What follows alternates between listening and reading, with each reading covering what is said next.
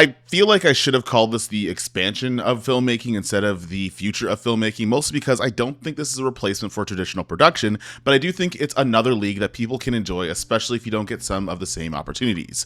But, well, we'll get there.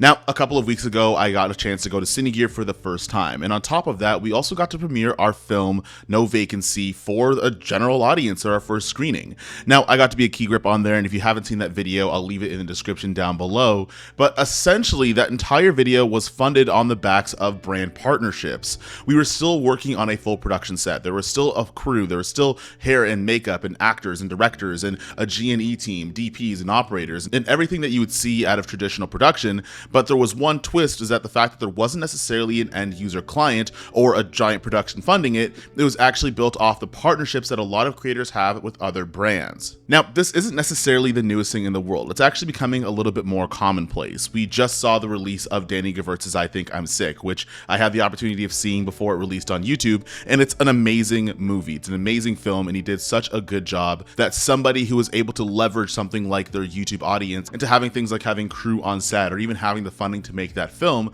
would be able to make something like this. Oftentimes when we associate filmmaking or traditional film with anything else, it's usually headed off by something like a union. It's usually going to end up on streaming platforms like Netflix or Tubi or Amazon Prime or whatever the case might be. But now you're starting to see a lot of these films and a lot of these productions end up on social media platforms just like YouTube is. Now, what I want to talk about in terms of the expansion of the filmmaking industry is the fact that I think this is going to become a little bit more common. Now, it's been about a year since I joined Creator. Now, Creator is an agency headed by Armando Ferreira, Lucas from Condor Blue, and a few other really talented people in order to pull together a crew and a team to not only work on brand partnerships like you would normally see from different YouTubers, but at the same time, funding films and productions to help us be the filmmakers that we want to be. Oftentimes, one of the bottlenecks in terms of productions that I want to do or stories that I want to tell comes in the face of neither not having enough time or obviously not having enough money. Now, working with different brands that not only are able to support those things, but actually want to do those instead of the traditional way of doing brand partnerships. There used to be a time where the only two ways that you would work with a brand is either doing a integrated video where you kind of have an ad read in the middle, which is still going to be commonplace, or dedicated videos where videos are all about the project. Now what's happening, and it's going to happen more often, is some of these brands are going to put in a bunch of budget into one production as you are going to use some of the tools on that production anyways. For example, we'll talk about a little bit later, is we used a bunch of different tools for No Good Legend, which we just shot.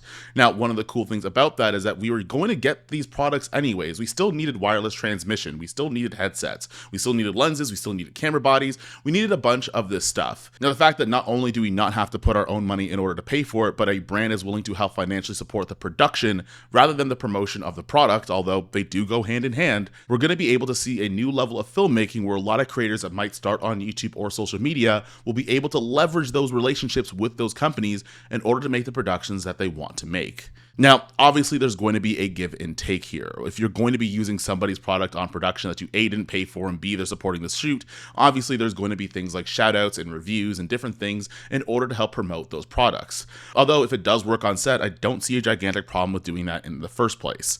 If I have a headset that works really well and I want to recommend it to other creators, and it was something that I was going to put my own money up for to begin with, I have no problem with doing that, whether or not it's a brand deal or something that I got on my own or something that I had rented. Another cool thing about this is that idea where you don't actually see some of the products in a real life setting is actually going to become a lot more common. You're going to start to see some of these reviews and some of these videos in real life scenarios. Now, as the traditional filmmaking world is right now, riddled with strikes and a little bit of uncertainty, it might be a little bit stressful for some of those people in order to find their footing in the traditional space, so to speak. But just because there's a little bit of turbulence in one area doesn't mean you can't practice your craft in another. If I was to give it any sort of analogy, I would say that the unionized and the traditional side of production is more like the NFL. And where I think things are going in terms of people on social media and YouTube making productions on this end is kind of like having the CFL. Now, if you guys aren't familiar with the CFL versus the NFL CFL has one extra person, one less down, wider fields, but at the end of the day, both these people are still professional athletes. They're both still football players. And I think the same is going to end up happening in terms of the world of traditional production, not necessarily real filmmaking, because I don't really know who's qualified to even say that. But in terms of the traditional forms of production, in terms of people doing things and it ends up on a platform like YouTube or somewhere else, I think what's going to end up happening is that the athletes are going to be the same, but their outlets are going to be a little bit different. And also the way that they interact with those outlets are also going to be different as well. In fact, I might actually have my directorial debut, we'll cross our fingers and we'll check, and a lot of that concept is going to be built off that same type of framework, where different brands are in partnership in order to support a production, where on top of that, obviously there's going to be promotion, but at the same time, I'm going to be able to kind of move farther into the filmmaker I want to be, whether it's going to be on a particular unionized setup or not. I think the really cool part about this is that people that might have not gotten the opportunities to be on set or be able to grow their filmmaking skills, maybe not having access to network or funding, or their location isn't exactly conducive to being able to do that, are able to have an easier way of accessing it now.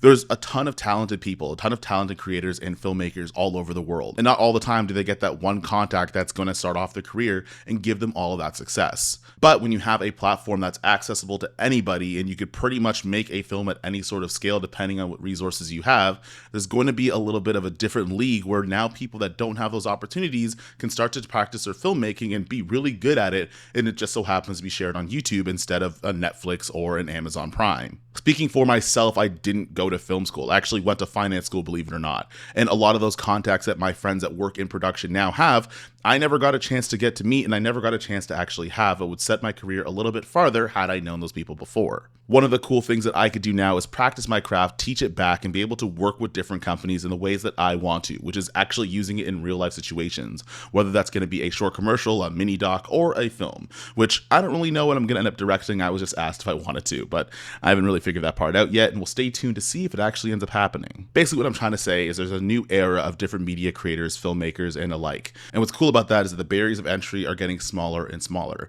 which means the skill set and the storytelling of those individual creators are going to be a little bit more varied. You're going to have some new perspective, and at the same time, you don't have to feel less than because you're not a real filmmaker. That being said, this is another one of these Sunday formats where I just kind of get stuff off my chest. None of this was scripted, and leave a comment down below. Where do you think a lot of the craft of filmmaking and a lot of the craft of storytelling is going to be going? I'll see you guys in the next one. Peace.